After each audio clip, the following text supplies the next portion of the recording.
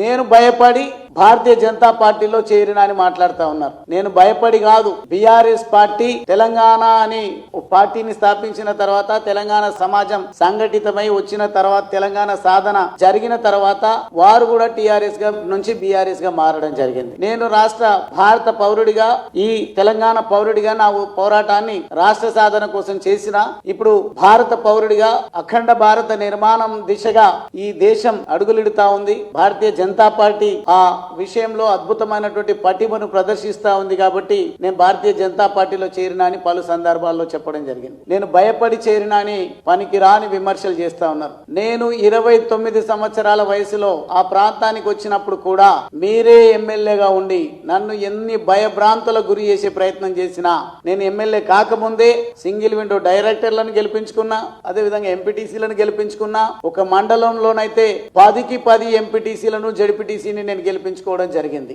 MLA కాలేదు అప్పుడు. నేను ఆ రోజే భయపడలే.